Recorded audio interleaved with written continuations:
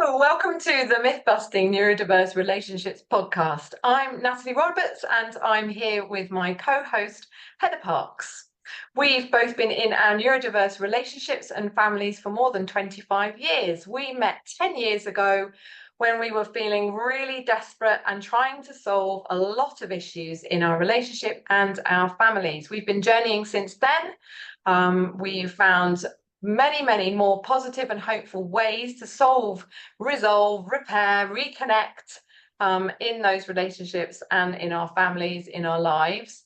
And we now co-host also Loving Difference online, giving hope and a way forward for neurodiverse relationships. In this podcast, though, we're busting the myths about neurodiverse relationships, which we had when we started this journey, that we've realized aren't true, and that actually were preventing us from recovering and having the relationships with our partners and children that we wanted. So we want to dispel these myths and bring you hope that absolutely things can change. So whether you're out and about or comfy with a cuppa, let's dive into our next conversation. See you there.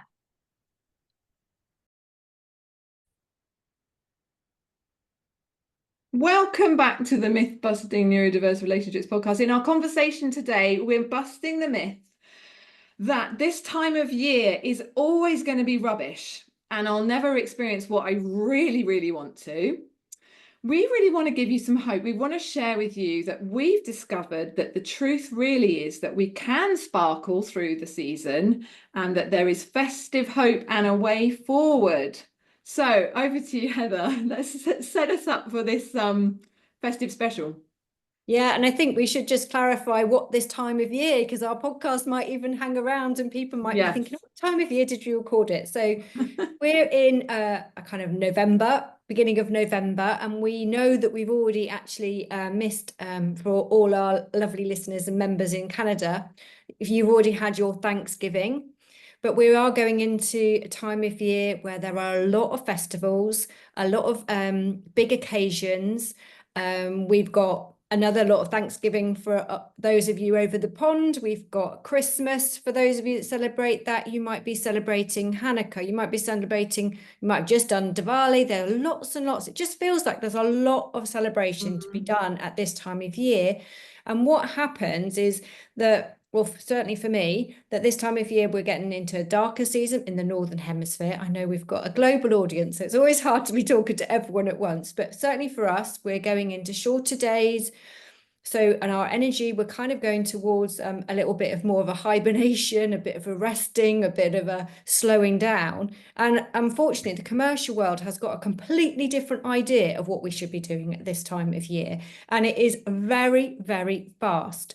Those of you may have children, you may have the chaos of school plays and end of term things, or you're going, if you're in the Southern Hemisphere, going into the big summer holiday and all of that end of term and transitions. And there's just so much going on, and there's so many expectations and so many invitations. And I just, we were talking before we came on, weren't we? And thinking about just 10 years ago and how rubbish it all felt and how hard I was trying to make it all magical and make it all this perfect thing, and how I kept seeing other people seemingly have this perfect thing, and I kept trying harder and harder. So that's kind of some context. So by festive season, it is this time of the year when there are lots and lots of celebrations, lots of different things. So whatever it is that you may be celebrating and might be feeling pressure or excitement, or whatever it is you're feeling coming up to this time, it's a lot of busyness, isn't it? So we're here to share some memories of what it was like back then. And also the hope and the ways forward that we have found, so that we have a much better experience now, and that we share in Loving Difference with our members. So we really want to share some of that with you and sort of acknowledge maybe some of what you might be experiencing right now. Where should we start? Well, I was having a sort of just a wander back in my memory. It does feel like quite a long way to wander back to now. Now that the season looks and feels so very different than it did then. But in reconnecting with it, I think the overwhelming experience for me back then, and had been for at least 50, most of the 15 years that before I knew about neurodiversity in our relationship and in our family, was frustration, sadness, and loneliness. It really was one of the most lonely and frustrating times of the year, I think, because I had a lot of thoughts and a lot of things that I wanted that time of year to be and to feel like, and saw, as you say, lots of things I wanted it to be. And most years, in many ways, I was disappointed. So a lot of disappointment, a lot of trying lots of different things to try and make all of these things happen, especially when I had young children, like all the things you were describing.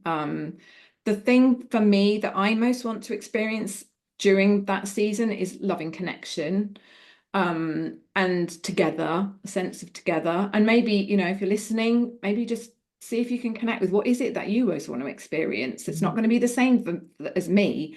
But I know that I tried not doing things together. I tried making people do things together. I tried doing more by myself. I tried doing less. I tried seeing people. I tried not seeing people. I had tried having people to our house. I tried not having people to our house. I feel like I tried so many different things, like each time around, and it just felt like some kind of festive exhaustion in the end. Just felt really hopeless.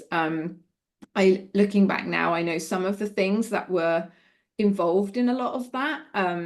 Quite quickly, I sort of realized some of those things as I learned about neurodiversity, and realized how much things like overload and overwhelm and transitions and changes in routines particularly were impacting our family. And the change from stopping working to being off for some time, or stopping school and coming into holidays, and all of those things were really impacting. And then realizing that maybe as a family we were often at our limit a lot of the year, and then the demands on us, or the things that were happening that I was then adding to, or we were each wanting to get done or do, were adding to that. So we were all reaching a lot of limits, and also really tired by that time of the year. So I think all of this was a big concoction that added to it. And at its worst, I remember I do remember someone saying to me once, like, what is it like for you? Like, what's the worst? What's the worst, or something? And I remember kind of the thing I thought of saying was, well, I do remember at Christmas that I just have up to like 10 days where Pete just didn't talk. Where shut down was one of the things that I experienced really regularly. And at Christmas, maybe there was time off happening. So people were off work, Pete was off work. But actually, for a lot of reasons, a lot of that time then was in shutdown. So I would have been looking forward to that, and then trying to make some things happen, but maybe only a day in that time there would be some kind of connection. And as a family and a couple, that was really, really tough. Really tough. So especially at that time of year, because you feel like everybody else is doing family things. So actually it's the one time of year that you particularly don't feel like you can impose on other people or invite them to things, because they're all busy, and your view is that they're all doing this lovely together thing, and you I don't know, there's a lot of mixed feelings of kind of, well, I can't ask them, I don't want to be seen to not be happy and having this lovely time as well. So there was sort of some shame around some of that as well. But just that kind of hopeless feeling, that knowing that you're lonely, but maybe the normal sources are outside of connections weren't available, and you couldn't really reach those things as well. So it was particularly difficult if you're dealing with shutdown. And of course, it's really important to remember that for our family members who were experiencing that, it was also a really difficult, challenging thing, wasn't it? Because they'd come out of this kind of like burnout in terms of, you know, how much there was going on in work and everything else, and then it was just like you said, the whole change of routine. Nothing's the same. We don't really know what to expect on these days. There are invitations and pressures and demands that aren't normally, and actually are completely done in, and they just can't manage any more of that. So much more social as well, like the social limits, all of the social things, and they'd already more social than is happening always at the social limit, and then there's all these more things. And I think the thing with me is that then when we have these new realizations and you started understanding about neurodiversity, you're like, oh my goodness, that's like, I hadn't realized. And then I felt really guilty for all of the times I had been pushing and trying to make this thing happen. But then I was still like in this like real dilemma, because although I now felt really protective about my family and that what they were needing, and what I could do in order to support them. And then I had this whole other thing where I had extended family who hadn't got that understanding yet, and so we're still expecting all the normal things and the big family occasions to happen, and really didn't understand why I was suddenly saying that we couldn't do, or we couldn't host it, or I couldn't come, or we couldn't come for as long. And it's like, well, everyone was really discombobulated. And then there was like, you know, between sorting them out and then worried about my extended family, you know, my own thing just got completely forgotten. It was just like, I don't even know what that is anymore, because I'm so torn between all of these things, and I experienced a lot of guilt. I felt guilty if I made mine do anything. I felt guilty if I let other people down. And in the meantime, I was trying to make some magic happen out of, you know, just ridiculously different needs. And it was just really it was just so difficult, and it was hard. And I think it is a time of what I realize now was that issues or challenges that as a family and as a couple that we experienced throughout the year, they weren't necessarily, I might have thought they were like totally different issues. Actually, they were the same issues, but they've got a festive flavor to them, is one way I would say it. And also those issues that we're experiencing through the rest of the year are magnified and become even more significant at this time of the year. As we often say, where the expectations rise, so the expectations or the needs or the hopes have got bigger and more at a time when people's capacity or energy or their limits are reached much more quickly, which is it is just a recipe for much more disaster and dread and meltdown, shutdowns. I mean, I know I had my own version of all of that in the amount of frustration I had, and then how much control or trying to get people somewhere or trying to make some things happen that I felt were vitally important, really important, without really knowing what really some of the things that were going on underneath all of this, that have been going on all the time, but all year round at that time of year are particularly difficult. Really key. Should we try and see if we can remember some of the things that we started to do that began to help? And I think that in itself is a really useful thing to notice, that the issues are the same that we're dealing with all the time, but they are just being really magnified, aren't they, at this time of year? And it's like the stakes have been raised, that everything seems more important for some reason, and there's much more in your face around you, everywhere. what you're seeing, and that everyone else is doing it seemingly easily, that we're finding so difficult, just so difficult.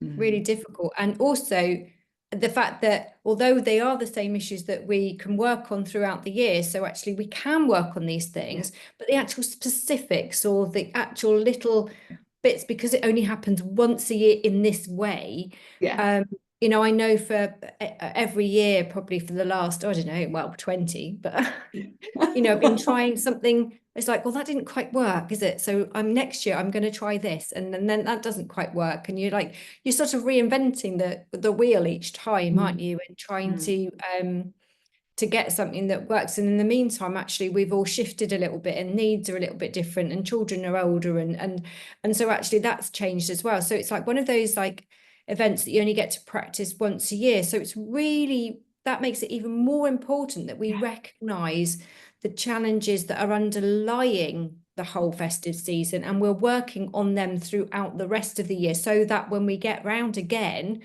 it isn't so difficult, and we've solved some of those things, or we have another way of doing them. So I think that in itself, I thought it just worth going over again, because it's so really important, isn't it? It's not that we just get one time a year. We are working on all those challenges, but there is a particular set of things that tend to happen at this year that's particularly challenging. So I know another one, I mean, do you want to chat, because it's like a beautiful practice, I'd love you to share a little bit about your just collecting moments. Collecting moments. It was really, really important. I think the first thing that I realized I needed to do was to acknowledge the grief of the season, like that. I think that's really important as well, is how there's a lot of loss that I think when we arrive in the neurodiversity information, and perhaps there is a sense that I'm not or ever going to have the Christmas that I want or wanted. And I think we want to acknowledge that, and we do need to they're what we call ambiguous losses. They are losses that others are not necessarily going to see and understand in the same way as other people that are in the same situation as you. So that's why hanging out with people that are in the same situation as you is really, really important and helpful. And I think that was a really important part of it, is to allow yourself to be in the feelings of that. And then, as we always say, to move through that with the right support, so that you can then move towards more possibility, that there is some festive hope and a way forward. And one of the things for me was to start to collect festive moments. I mean, it's just a practice that I began to just start to, rather than be looking for the whole thing to be amazing, and that as soon as there was something that indicated to me it wasn't, I was basically writing off the whole lot. It was to plan, specifically plan, and also collect unexpected festive moments. That's what I call them. And they often were more one-on-one situations and moments as a family to begin with, than they were as a whole family, because that was more challenging to begin with. But I remember the first year I only collected 5. Like in the whole time, what are we talking, like a few weeks maybe. I found 5 moments, and a moment is really tiny, isn't it? But I thought, well, that's better than the whole thing being a total write-off so far. And these were like, I don't know, what would they have been? Decorating the tree with one of my kids, taking, I don't know, going to something with a friend. And at the time I was starting to try and arrange some more things that I could do that I would enjoy. And then unexpected things would happen, and I would bank it, where often we're not looking for those. So that was a really important practice. And then the next year I collected 20, and the next year I collected 40, and it's only increased year on year to do that. So that is proof to me of how a new way is possible, and that we can, for me, I like, that's one of the practices that really has really helped me to see the changes year on year, and to change and what I'm saying is those are festive moments where I am experiencing the loving connection, the thing that I most want to experience. I'm creating and noticing ways, and that is happening, rather than it's just impossible and it's never going to happen. Or like you say, just to having it, this whole thing has to be like that with everybody in it. So a lot about, and then just saying, oh, none of that happened.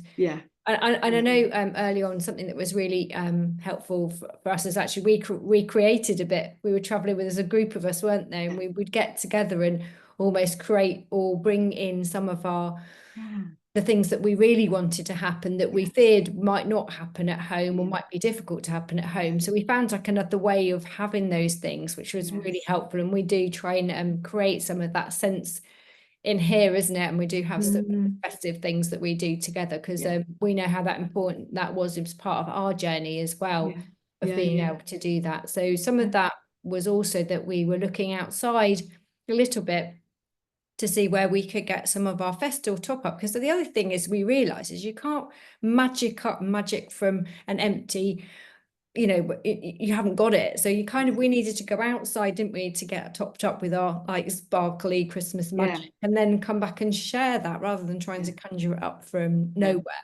No, and you're still unraveling when you're beginning all of this work.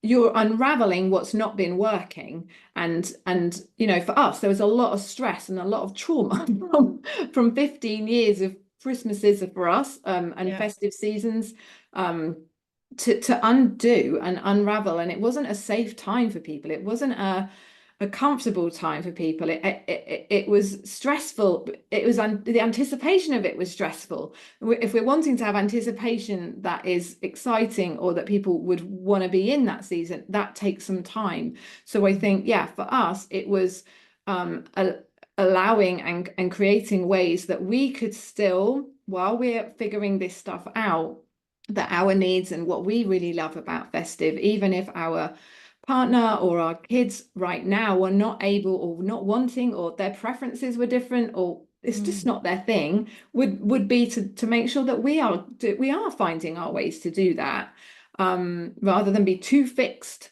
on the ideas of how it needs to happen.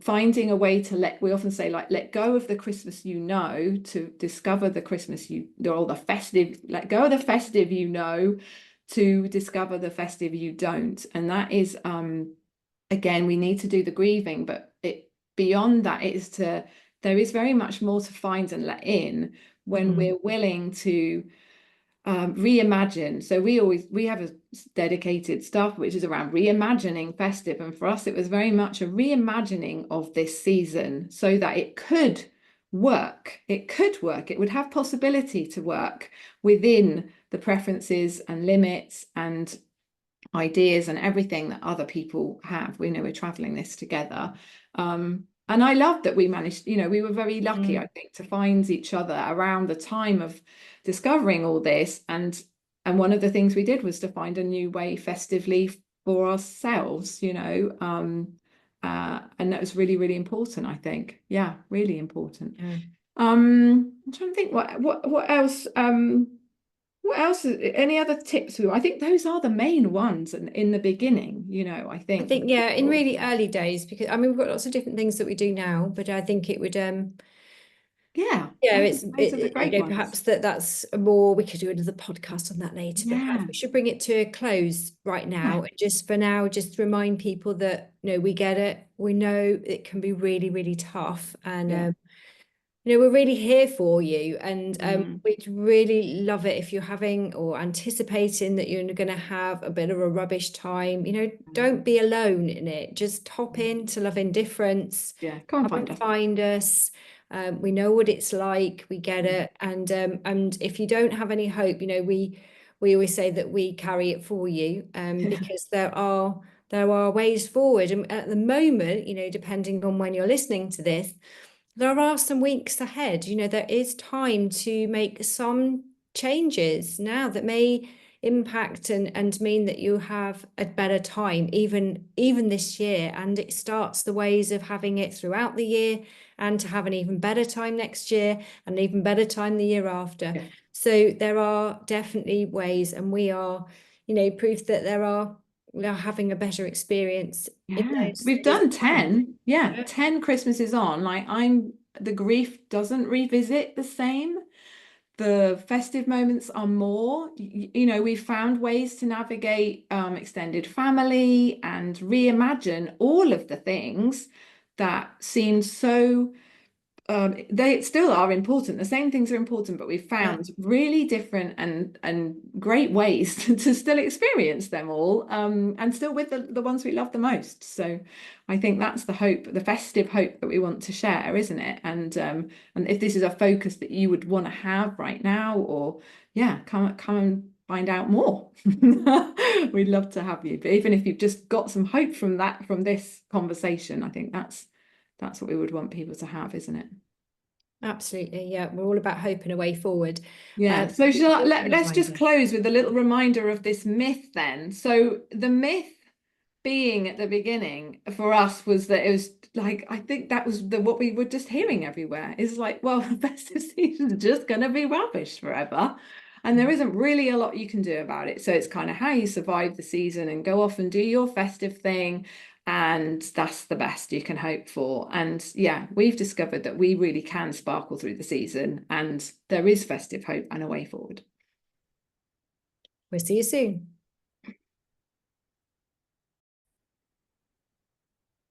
If this episode has resonated with you, subscribe to the podcast wherever you're listening or watching to get notifications of future episodes. To dive deeper into all of this with professional coaching, resources, and all the support you need, join us in Love Indifference via www.loveindifference.net. And we'll be back here soon.